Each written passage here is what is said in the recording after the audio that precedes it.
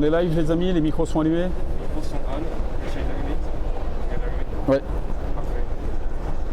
Ah oui, par contre j'ai le retour de son. Je suis en train de régler pour pas que ce soit trop fort. Ah, il faut regarder, je vous regarde en fait. Oui, on va parler tous les deux, regardez la caméra. Ouais. Ouais.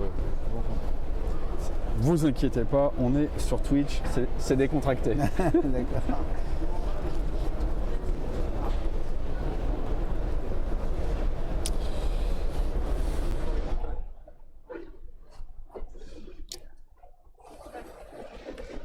Alors je vais demander, je vois déjà qu'il y a déjà des connexions. Les amis, bonjour, salut les citoyens. Est-ce que le son est bon? Est-ce que vous m'entendez? Philippe Laurent, bonjour. Bonjour.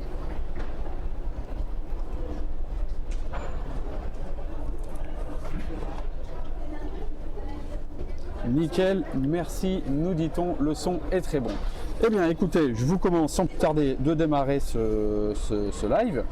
Donc, Monsieur Laurent, merci d'avoir accepté notre invitation. Merci de votre invitation. Donc, on est ici au Salon des maires de France qui vient d'ouvrir ses portes aujourd'hui même pour 3 jours de salon, de rencontres, de débats entre des élus locaux, des partenaires, des prestataires des collectivités locales. Donc, c'est la grande messe des élus locaux. Et à l'occasion donc de ce salon va également donc se tenir l'élection du nouveau président de l'Association des maires de France, dont vous êtes le secrétaire général et candidat aujourd'hui à l'élection. Voilà. Alors, est-ce que vous pouvez déjà nous présenter un peu l'AMF, comment elle est composée, ce qu'elle fait concrètement au quotidien? Oui, l'AMF, c'est donc l'association de quasiment tous les maires de France, 34 000 qui sont adhérents. Et c'est une association qui, comme toutes les associations, travaille pour ses membres, a accompagné ses membres dans l'exercice du mandat de maire. Le maire, c'est quelqu'un qui fait beaucoup de choses. Voilà, il doit être compétent dans beaucoup de sujets, connaître beaucoup de sujets, même dans des communes rurales. Et c'est peut-être encore plus difficile dans les communes rurales que dans les grandes villes, parce que dans les grandes villes, il y a des services. Et dans les communes rurales, le maire, il est seul avec 2-3 adjoints. Et donc l'AMF, elle essaye d'apporter son aide, son accompagnement à tous ces maires. Mais elle fait un peu plus que ça.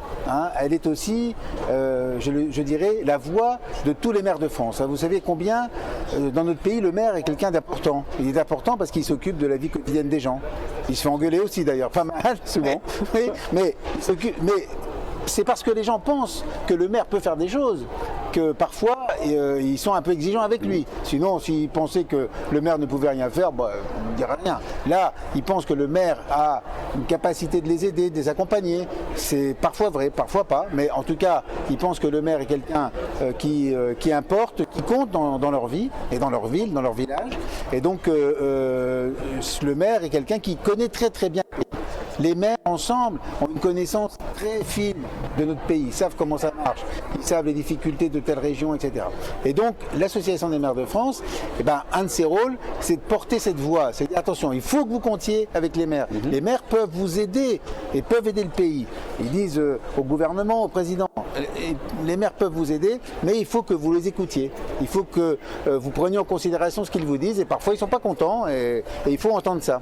Oui, effectivement. D'ailleurs, on l'a bien entendu à l'occasion de la crise sanitaire, où il y a eu pas mal de bisbilles entre le gouvernement, les maires, l'association des maires de France, et je pense même dès le début du président de la République, avec une gouvernance assez verticale. Ouais.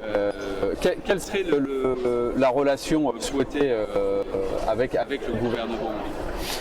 Il faut déjà qu'au plus haut niveau, il y ait une bonne connaissance de ce qu'est un maire, justement, de ce qu'il fait. Ça manque un peu. Je le vois dans votre sourire, effectivement, vous allez nous dire que ça manque. Ça manque un peu, bien sûr, avec le président de la République, mais ça manque surtout avec la haute administration. Vous voyez, moi je suis élu depuis un certain temps et j'ai constaté donc ces dernières années, ces 10-15 dernières années, en fait que l'administration centrale, donc notamment Bercy, mais pas seulement, Bercy c'est le ministère des Finances, tous ces gens s'étaient un peu durcis, s'étaient un peu repliés sur eux-mêmes en disant pour finir, c'est nous qui disons ce qu'il faut faire et les autres n'ont qu'à exécuter. Ça ne peut pas marcher. ça peut pas marcher. Ça peut pas marcher parce que les maires ne sont pas comme ça des sous-traitants, ils ne sont pas des exécutants, ils sont élus par la population, ils ont donc une forme de légitimité aussi démocratique, politique. Hein. Et donc il faut déjà que la culture au niveau de l'État change. Je dirais qu'on a reculé ces dernières années là-dessus. Et c'est ça qui est préoccupant. Donc il faut que la culture change. Après, on a évidemment toute une façon de pouvoir parler ensemble, de se rencontrer, de pouvoir négocier. Mais pour ça, il faut accepter que les autres soient aussi capables de dire des choses constructives. Voilà. Tout à fait. D'ailleurs, sur ce terrain-là aussi, au sein de l'AMF, dans le cadre de votre candidature, c'est aussi quelque chose que vous portez, je crois. Vous avez un peu critiqué un repli aussi de l'AMF sur elle-même, notamment vis-à-vis des autres associations d'élus. Oui, bon, vous savez, il y a plusieurs associations d'élus, parce que l'AMF, c'est l'ensemble des maires. Il y a aussi une association qui représente plus spécifiquement les maires ruraux, plus spécifiquement les grandes villes, enfin tout ça. Donc là, il y a en effet une ouverture à faire parce que pour porter cette voix des maires le plus haut possible et le plus fort possible dans le pays, y compris auprès des médias, hein, il faut qu'on se rassemble plus, qu'on soit au moins coordonnés, pas fusionner, mais au moins coordonner. Donc ça, je crois qu'il faut le faire. C'était le cas hein, il y a 10 ans, hein, et ça a un peu changé. Si vous voulez, on a le sentiment que tout le monde se referme un peu sur lui-même et veut garder ses prérogatives. Ça, c'est un problème de notre pays. Hein. C'est une forme d'individualisme, même si c'est un individualisme de groupe. C'est le problème de notre pays. Et donc, justement, moi, je souhaite qu'on ouvre tout ça. Je souhaite que l'AMF soit extrêmement ouverte, qu'on discute aussi avec le monde économique davantage, avec le Parlement bien sûr, hein, il n'y a pas que le gouvernement, il y a le Parlement, avec les syndicats, avec les grandes associations. On a beaucoup de choses à faire et les maires font beaucoup de choses sur le terrain avec les grandes associations. Aussi qu'au niveau national, on puisse le faire, avoir ce dialogue, parce que ça nous permettra là aussi d'avoir une présence plus forte de l'Association des maires de France et donc de cette communauté des maires. D'accord. Alors, chez Purpose, les sujets qui nous intéressent beaucoup sont ceux qui sont liés à la gouvernance et au participatif. Ouais. Au sein même de la maison AMF, est-ce que c'est une maison qui fonctionne elle-même sur les principes représentatifs avec un organigramme, des entités, des directions, des groupes de travail, et les maires n'ont qu'un rôle d'électeurs qu'ils vont avoir là pendant ces 2 jours, ou est-ce qu'il y a une gouvernance participative au sein Oui, alors oui, c'est une gouvernance qui est assez particulière parce que en réalité l'AMF nationale, elle est bon, il y a un bureau, il y a un comité directeur, enfin tout ça. Il y a des services aussi, une centaine de collaborateurs qui sont des gens qui sont très experts sur les sujets techniques. Tout centralisé à Paris ?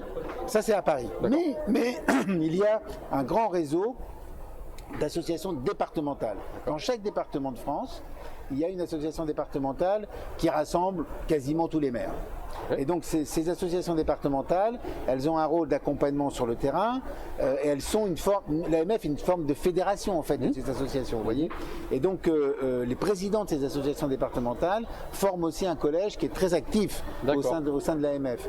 Alors très actif sur des sujets comme la formation des élus, sur le fait donc faire remonter donc un certain nombre de sujets, et chaque association départementale désigne un, parfois 2 élus au sein des différentes commissions thématiques de l'AMF. Donc il y a un travail, ça c'est très important, ce travail en fait en commun entre l'AMF nationale et l'ensemble des associations départementales, y compris d'ailleurs les associations outre-mer, enfin il y en a partout, hein, dans chaque département et chaque territoire.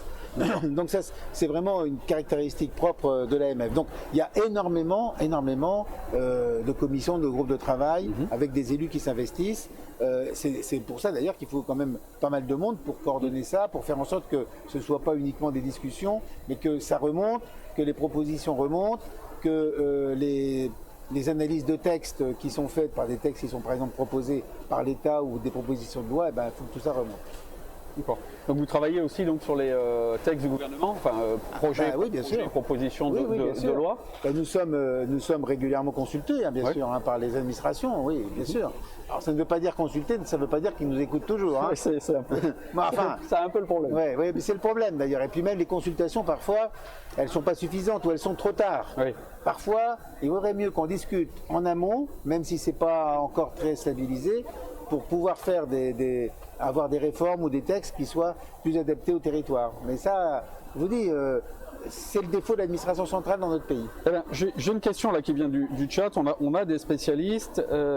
Thierry Lambda nous demande, alors déjà si on doit adhérer à l'AMF ou on est membre d'office, mais vous avez répondu tout à l'heure. Non, il faut adhérer. Il faut adhérer. Il y a à peu près 700-800 maires qui n'adhèrent pas. Ah, uniquement. Oui. Il y a 35 000 communes en France, on a 34 200 membres. D'accord. Alors la question plutôt que je disais de spécialistes, on nous demande la position de l'AMF sur la loi 3DS. Oui. Ou en tout cas celle de l'AMF ou éventuellement la vôtre. Alors, bon, d'abord c'est un texte qu'on attend depuis longtemps. Hein. Il y a eu beaucoup de discussions plus ou moins formelles à cette occasion-là. Le gouvernement l'a présenté parfois comme une loi de décentralisation. Ce n'est pas une loi de décentralisation. Et de simplification avec le S qui est arrivé à la fin. Ce n'est pas une loi de décentralisation. C'est une loi qui règle quelques sujets. Donc ça c'est bien, des sujets plutôt techniques. Et surtout c'est une loi qui fait apparaître surtout ce qui n'est pas dedans, c'est ce qui manque. Par exemple, en matière de logement, nous demandons une plus forte décentralisation des responsabilités. En matière de santé publique aussi, on l'a évoqué à propos de la crise sanitaire. Et tout ça n'est pas dans cette loi. Donc cette loi, elle existe. Nous sommes loyaux, hein, on discute, on nous demande notre avis, on le donne. On a travaillé avec le Sénat, parce qu'elle est déjà passée au Sénat. On l'a bien améliorée, mais ce n'est pas encore évidemment ce que nous souhaitions. Maintenant, elle va arriver à l'Assemblée nationale et nous attendons de voir ce que ça donnera à l'Assemblée nationale si les députés, notamment de la majorité, reprendront les propositions du Sénat. Ça sera une marque très importante de la volonté au niveau gouvernemental, au plus haut niveau, de changer un peu les choses. Oui, ce que vous disiez tout à l'heure. Si la majorité parlementaire, donc qui soutient le président de la République et le gouvernement, accepte des propositions qui sont faites par le Sénat, ça sera une marque intéressante. Et ça sera au mois de décembre. Là, vous pouvez nous en indiquer quelques-unes que vous souhaiteriez voir par exemple, la décentralisation en matière de santé publique, une présence plus importante des maires au sein des conseils d'administration des hôpitaux, parce qu'ils en ont été finalement exclus par une loi précédente. Par exemple, vous savez, quand on a dit, quand il a fallu organiser les centres de vaccination, naturellement, les communes, elles ne fabriquent pas le vaccin. Non. Mais elles organisent le centre avec le personnel qui va avec pour accueillir les gens, les conditions logistiques, si vous voulez, de ça. Et donc ça, il faut nous reconnaître là-dessus une capacité à prendre des initiatives. Et c'est ça, c'est un exemple. Ouais, sur le logement, on est confronté, la France est confrontée à une grave crise du logement. Peut-être tout le monde ne s'en rend pas compte, mais nous avons un manque de construction de logements important, de logements sociaux, mais aussi de logements intermédiaires. Et donc, s'il n'y a pas une vraie politique du logement, avec évidemment les conséquences qui vont avec, c'est-à-dire si on ne veut pas consommer de terrain, puisqu'on ne veut pas artificialiser les terrains. Et nous sommes d'accord, tout le monde est d'accord là-dessus. Si on ne veut pas artificialiser, il faut accepter de construire un peu plus haut. Oui, c'est assez mathématique, simple. Ça, voilà, c'est un débat qu'on doit avoir et nous souhaitons vraiment que ce débat soit mis sur la table et qu'on laisse donc aux maires la responsabilité de pouvoir le faire. Évidemment, parfois ça sera difficile, les maires auront peut-être des difficultés avec un certain nombre de leurs habitants, mais les maires savent prendre aussi leurs responsabilités quand l'intérêt général est en jeu. Alors, je ne suis pas du tout un spécialiste du sujet, mais les permis de construire ne sont pas aujourd'hui déjà attribués par les mairies? Si, ils sont attribués par les mairies, oui. Mais vous n'avez pas, c'est sur les règles d'urbanisme plus générales? Les règles d'urbanisme plus générales et puis aussi le discours global. Parce que nous avons une forme de schizophrénie sur ces questions. Par exemple, on entend bien qu'à la fois il y a cette nécessité de préserver les sols, de ne pas faire d'étalement urbain, mais il y a aussi la nécessité de loger le mieux possible les gens. Donc il faut bien, quelque part, avoir des mètres carrés de bâtiments. Bon, et donc s'il n'y a pas un discours qui encourage les maires à le faire au niveau national, ça ne marche pas. Et notamment parmi ce discours, il y a le sujet de l'inquiétude des maires. Lorsque des logements nouveaux sont construits, il y a l'inquiétude des maires de ne pas pouvoir financer les écoles, les crèches, etc. qui vont avec l'accueil des populations qui arrivent. Parce que la suppression de la taxe d'habitation, je suis désolé, c'est peut-être un peu technique, mais c'est important parce que c'est la vie de tous les jours. C'est les sources de financement. Voilà, sources de financement. La taxe d'habitation a été supprimée. Très bien. Donc, évidemment, le contribuable, l'habitant, le citoyen, il est content parce qu'il ne paie pas. Mais d'accord. Sauf que s'il ne paie pas, la commune n'a pas de ressources. Et donc, si le nouvel habitant qui arrive, ou même celui qui existe déjà, ne finance pas les services publics, les constructions d'équipements publics, qui va payer ? Alors pour l'instant, l'État en paye une partie, mais c'est pas suffisant. Oui. Donc on a un vrai sujet. L'État, ça reste de toute façon contribuable in fine. Oui, c'est pas le même. Enfin, si, c'est la même personne, mais pas avec les mêmes C'est impôts. ça, Donc on a un vrai sujet là-dessus, un vrai sujet qui est en train de monter. Il monte déjà depuis longtemps. C'est comment on fait. Il y a des impôts, des charges sociales, c'est là qui sont payées par les gens, par les habitants, etc. Comment on partage ce produit-là entre l'État d'un côté qui a ses responsabilités et les collectivités locales et notamment les communes qui ont les leurs. Ça, c'est aussi un vrai sujet. Qui est tout le sujet annuel du projet de loi de finances, où là aussi, j'imagine que vous intervenez assez fortement pour faire entendre la voix des collectivités. Ah bah tout à fait. D'ailleurs, vous savez, tout est dans les détails dans les lois de finances. Ce sont des documents très techniques. Oui. On a à l'AMF des spécialistes qui savent décortiquer ça et on trouve à chaque année des choses. On dit mais comment ça se fait, ça on n'en a jamais discuté, voilà. Mais c'est des petites choses parfois. Ça concerne quelques dizaines ou quelques centaines de millions d'euros. Mais c'est toujours ça. Et il y a des communes que ça peut mettre en difficulté. Donc on est dans des matières très techniques, mais vous savez, derrière le détail, parfois se cachent des volontés un peu d'étouffer et de dévitaliser les communes. Ce serait une grave erreur. Alors, j'aimerais revenir à la campagne de l'AMF, parce que là aussi, c'est pas une campagne grand public dont les gens entendent parler. Donc, pour ceux qui nous suivent sur le dessous des cartes, donc je crois que c'est la première fois qu'on va avoir 2 candidats à la succession d'un sortant depuis 50 ans. Non. Alors c'est la première fois qu'il y a plusieurs listes pour le bureau. Ça, oui. Mais pour les candidats, en 2011, il y avait déjà 2 candidats. D'accord. Mais ils avaient fait une liste de bureaux commune. D'accord. Là, cette fois-ci, pour des raisons en fait simplement de démarche, qui n'a pas été, à mon avis, appropriée pour préparer la succession de François Baroin, qui est l'actuel président. Pour ces raisons-là, il y a eu en effet nécessité. Enfin, on a abouti à plusieurs listes, enfin à 2 listes. Donc effectivement, il y a à la fois l'élection à la présidence. Ça, c'est 2 personnes qui sont candidates et c'est une élection par les 34 000 maires adhérents. Et puis il y a une élection du bureau avec 2 listes et ça sera une élection à la proportionnelle, c'est-à-dire que le nombre il y a 36 membres au total, et les membres qui vont rentrer, qui composeront le futur bureau de l'AMF seront désignés à la proportionnelle selon les voix obtenues par chacune des 2 listes. Alors, quand on lit justement la presse spécialisée qui s'intéresse à ces sujets, ça paraît presque incroyable et exceptionnel justement qu'on ait ces 2 listes. D'un point de vue extérieur, ça paraît plutôt démocratique que d'avoir de la compétition. Tout à fait, c'est ce que je dis d'ailleurs, c'est ce que j'ai dit à plusieurs reprises. J'ai dit attendez, une association qui a plusieurs candidats pour prendre la présidence, qui a plusieurs listes pour composer le conseil d'administration ou le bureau, c'est plutôt un gage de vitalité démocratique, il me semble. Il me semble aussi. Oui, mais là, si vous voulez, c'est parce que, voyez, si je puis dire, on avait un système qui arrangeait tout le monde. C'est-à-dire, il y avait la gauche, la droite. Bon, il y avait des maires de gauche, des maires de droite. On divisait par 2, quel que soit le résultat des municipales. La gauche avait la moitié des sièges, donc 18 sur 36. La droite avait la moitié des sièges, 18 sur 36. La gauche désignait ses membres, la droite désignait ses membres, et terminé. Donc c'est pas les électeurs qui faisaient le résultat ? Non, il y avait une seule liste, voilà, c'était comme ça. D'accord. Bon, c'est un arrangement. Alors les listes étaient organisées pour que ça fasse moitié-moitié. Ouais, c'est ça. D'accord. Au départ, Okay. une liste, la liste était, parce qu'il n'y en avait qu'une. Ok. Alors évidemment, moi je trouve que bon, c'est pas tellement approprié au temps actuel où on voit bien que les gens ne se déterminent plus en fonction de gauche-droite, surtout que on est élu pour 3 ans, donc voilà. Donc il n'y a plus ça et on voit bien que ces différences, ces clivages en fait sont différents. Il y a toujours des sensibilités de gauche, des sensibilités de droite, bien naturellement. Il y a de l'extrême gauche et de l'extrême droite aussi, bien sûr. Ça existe toujours. Mais les maires sont des gens pragmatiques, sont des gens de rassemblement. Et donc moi j'ai souhaité faire davantage des listes qui soient équilibrées en termes de parité, femmes-hommes, même si c'est pas totalement équilibré, parce que malheureusement il n'y a que 20% des maires qui sont des femmes à l'heure actuelle, et il faudra d'ailleurs progresser là-dessus,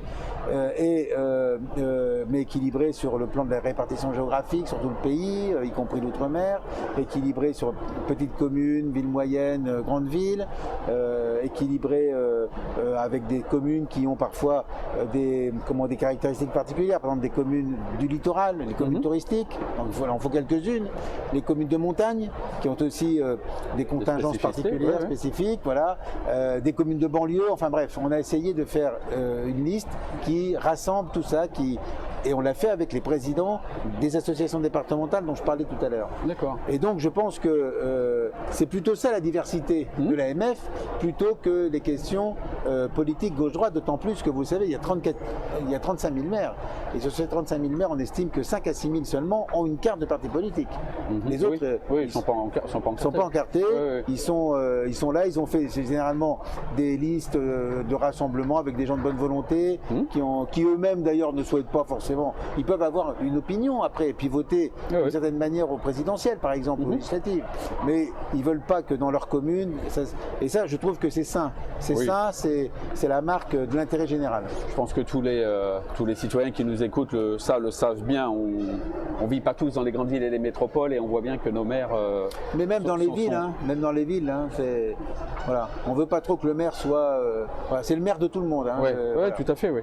Oui, on avait une question là, enfin, je pense que vous avez donné la réponse. Sur les deux listes, sont-elles transpartisanes? Alors, c'est intéressant ce que vous racontez, parce que effectivement, moi, qui connaît bien le monde politique, je ne connaissais pas à ce point le dessous des cartes de l'AMF.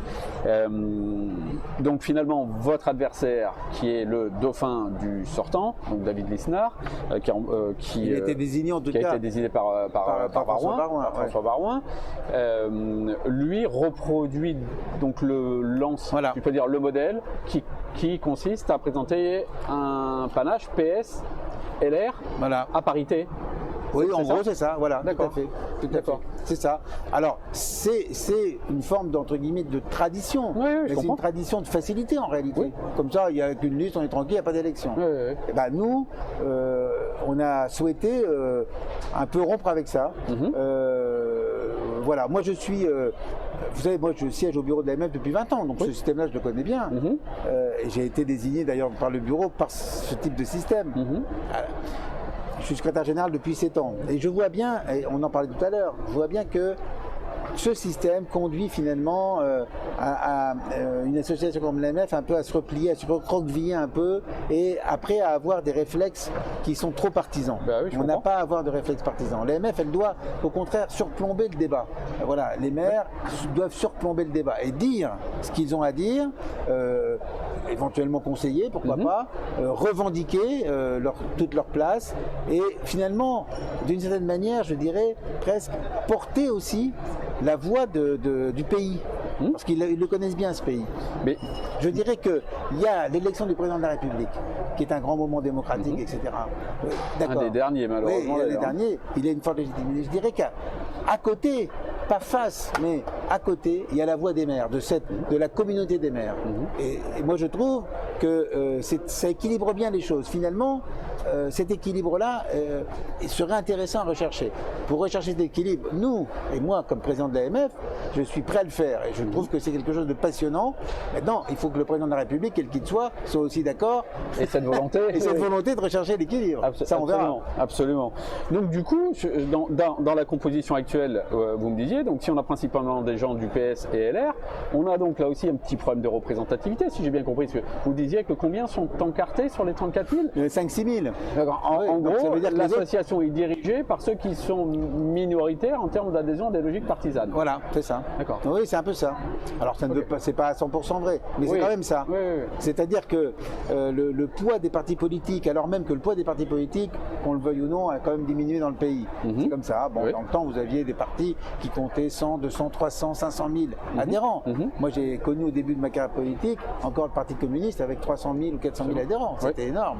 C'était un vrai poids. Il y avait et c'était un vrai poids. Et d'ailleurs, ça jouait un rôle positif pour la citoyenneté parce que ça formait les citoyens aussi d'être membre de partis politiques. On n'a plus tout ça. Donc, il faut trouver autre chose. Et d'ailleurs, je pense, et je l'ai écrit dans un petit livre que j'ai publié début septembre, qui s'appelle « Maire de toutes les batailles », un peu de pub, je pense que le renouveau démocratique, on peut le trouver notamment dans les communes, et notamment par la participation citoyenne. Je pense qu'il y a quelque chose, ça se fait déjà, il y a plein d'initiatives qui sont prises par les maires, mais je pense que c'est là qu'on trouvera le renouveau démocratique et qu'on donnera à nos concitoyens donc le goût beaucoup de s'engager dans l'action collective. Absolument, mais là aussi à la condition qu'ils n'aient pas eux-mêmes le sentiment que vous avez en tant que maire vis-à-vis de l'exécutif, Voilà. c'est-à-dire que quand les élus locaux, les maires organisent des consultations, que les citoyens aient le sentiment qu'elles portent sur des sujets prioritaires, non pas accessoires, et que leur parole est réellement Mais je vais plus loin prise que en vous. compte. Je vais plus loin que vous, parce que là, vous évoquez la participation aux décisions. Oui, Ça, c'est une chose, par le biais de consultations, de référendums, de choses comme ça. Absolument. C'est bien. Hum. Moi-même, dans ma commune, j'ai un budget participatif déjà depuis plusieurs années, etc. Et ça crée des choses positives. Mais le budget participatif, pour moi, c'est pas que la participation, c'est aussi la participation à la décision. C'est aussi la participation à la réalisation et à l'action. Voilà. Et on a, dans toutes nos communes, énormément d'initiatives qui ne sont pas très connues. Oui. Je pense par exemple à la journée citoyenne qui a été mise en place par un élu exceptionnel qui est Fabien Jordan, qui est maire d'une petite commune d'Alsace et qui finalement aujourd'hui est président des maires du Haut-Rhin, parce que son exemple, alors qu'il est maire de toute petite commune, qui a fait la journée citoyenne. 3000 communes en France maintenant organisent ces journées citoyennes régulièrement. En fait, la journée citoyenne, c'est quoi? On rassemble les gens de la commune et on dit, voilà, aujourd'hui, samedi, on va faire des travaux d'intérêt général, on va les faire ensemble, on va, voilà, du débroussaillage, tout ce qu'on veut, la commune fournit le matériel, et les gens donnent une journée finalement de travail, puis après, évidemment, on finit par un pot, enfin voilà. Et ça crée immédiatement le sentiment d'être utile, de s'être investi, et je pense que on a besoin de retrouver ce collectif, encore plus après le confinement, etc. Voilà, et il y a plein de choses comme ça. Moi, j'ai mis en place des jardins, enfin, j'ai pas mis en place. Les gens ont mis en place des jardins partagés. Alors, la ville, il faut le soutien de la ville, parce qu'il y a des choses qu'ils ne peuvent pas faire. Ils soutiennent la commune, mais après, c'est eux qui animent, c'est eux qui s'en occupent. Enfin, voilà. Je suis tout à fait d'accord avec vous. Je me suis souvent amusé à dire que les élus n'avaient pas le monopole de l'intérêt général, et qu'ils devaient en être les organisateurs, et savoir aussi faire identifier la volonté et l'initiative citoyenne. Voilà, c'est ça. Ils doivent les soutenir, voilà. Mais c'est effectivement une difficulté de faire connaître les démarches locales quand on essaye nous-mêmes d'identifier pour leur donner de la résonance dans ces émissions qu'on essaye de faire. C'est extrêmement émietté. Donc ça, j'allais directement vous faire la proposition, puisque on a toute une série d'émissions qui portent principalement sur pas l'actualité, mais la construction législative au niveau national, et on réfléchit à un format d'émission autour des initiatives locales en matière de citoyenneté, de participation citoyenne. Mais donc ça, avec l'AMF, on serait ravis de regarder ça avec vous. Écoutez, si je suis élu président de l'AMF, on se revoit rapidement et on met ça au point, tout à fait d'accord. Avec grand plaisir. Je vais partir sur une autre question du chat. Là aussi, on a reçu des candidats à l'élection présidentielle dans le cadre de nos émissions qui nous ont tous fait part de leur grande difficulté à obtenir les parrainages des maires. Et là, donc j'aimerais vous questionner là-dessus, mais aussi je vous lis la question, est-ce normal que ce soit une minorité, alors une minorité, je pense qu'il a fait une erreur de frappe, de citoyens, les maires, puisqu'ils sont effectivement des citoyens qui choisissent qui a le droit d'aller à la présidentielle. Donc on a deux questions. Est-ce que ça vous paraît une bonne responsabilité à donner aux maires que de donner ces parrainages? Et par rapport à ces difficultés, je crois constatées par une grande majorité de candidats, qu'est-ce que vous en pensez? Qu'est-ce qui fait que nos 34 000 maires, en fait pour la plupart finalement, ne veulent même pas donner de parrainage? Oui, écoutez, je pense que cette affaire de parrainage a fonctionné pendant quelques élections là, je pense que ce système arrive à sa fin. Je ne pense pas que ce soit un bon système. Parce que, en fait, pourquoi les maires hésitent? Parce que justement, ils constatent que le débat politique peut parfois être assez vif et au niveau national. Et en fait, comme je vous l'ai dit, ce sont des gens de rassemblement. Ils n'ont pas envie d'être étiquetés avec telle ou telle justement position parce qu'ils ont donné le parrainage à un tel. Alors je sais, le parrainage n'est pas forcément le soutien. Quand même. Voilà, bon, quand vous signez pour quelqu'un, c'est que vous estimez qu'il est à même d'exercer la fonction. Sinon, vous signez pas. Donc, je pense que ce système est arrivé à sa fin. En plus, tous ces parrainages sont rendus publics. Donc, bon, voilà. Moi, pour ma part, par exemple, exemple, je ne donnerai pas de parrainage comme maire. Hein. J'en ai pas d'ailleurs donné ces dernières élections. Je pense que ce système doit être arrêté. Je pense qu'en effet, il serait préférable d'avoir un parrainage de citoyens. Alors, il faut fixer le nombre, j'en sais rien. Mais enfin, en tout cas, je pense que ce serait préférable. Maintenant, précisément avec les outils dont nous disposons, on peut le faire.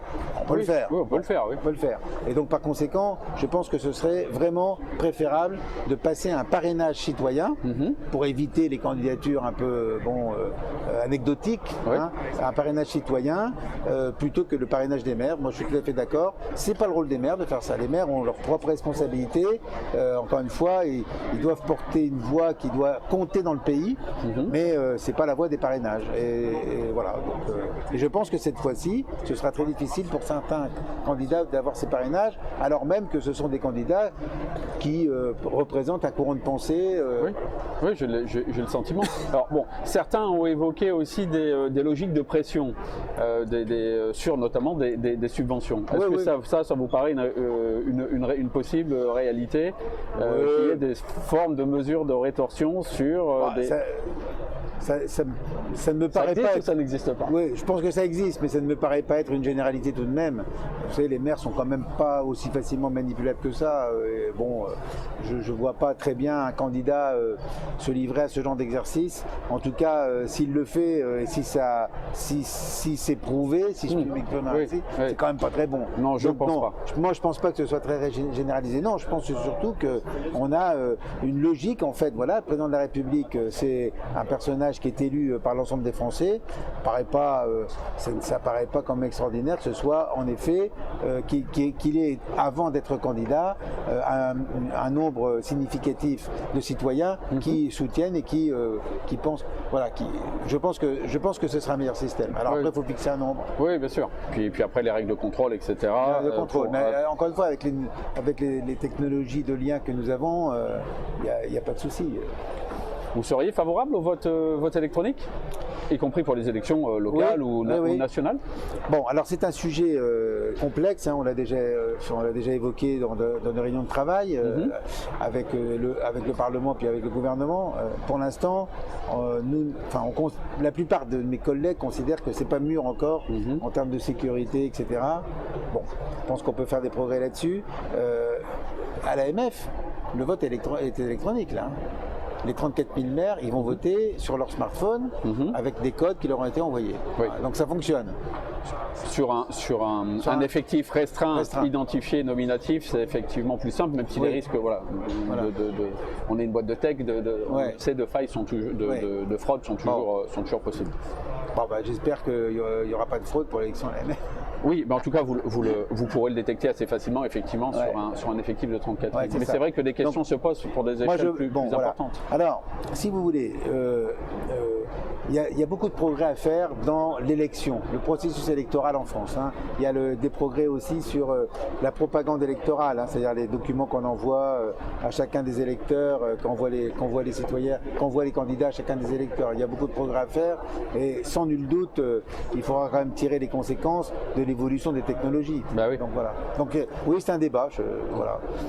Moi, je ne suis pas ni défavorable ni favorable à l'heure actuelle, mais je pense que le débat doit être posé. Sur la présidentielle, pour continuer sur ce sujet, vous avez annoncé que vous ne donneriez pas de consigne ou d'intention de vote. Est-ce que... J'ai annoncé, d'abord l'AMF ne donne jamais de consigne de vote, mais j'ai annoncé que pour ma part, je ne me prononcerai pas en soutien à tel ou tel candidat. Je ne me prononcerai pas. Vous avez toujours fait ça ou c'est dans les échéances présidentielles précédentes? Je parle de ça comme président de l'Association des maires de France. D'accord. Après, d'autres membres du bureau le feront sans doute. Mais moi, comme président, j'incarne l'AMF et moi, je ne prendrai pas de position. En 2017, ça n'a pas été le cas parce que François Baroin s'est prononcé de manière très engagée, à la fois d'abord pour Nicolas Sarkozy à la primaire de LR et ensuite pour François Fillon qui était le vainqueur de la primaire. Donc, qui pour le coup est assez logique puisque c'est sa propre famille politique. Oui, mais moi aussi, j'ai une famille politique. Hein. Moi, j'ai ma ma carte à l'UDI, donc voilà, mais je me mettrai à part, à l'écart de cette affaire, parce que je considère qu'il ne faut pas que celui qui sera le porte-parole des maires soit engagé dans ce combat. Oui. Par contre, ce qu'on fera, c'est qu'on auditionnera chacun des candidats pour savoir quelle est leur vision en matière de décentralisation, de relations avec les collectivités locales, etc.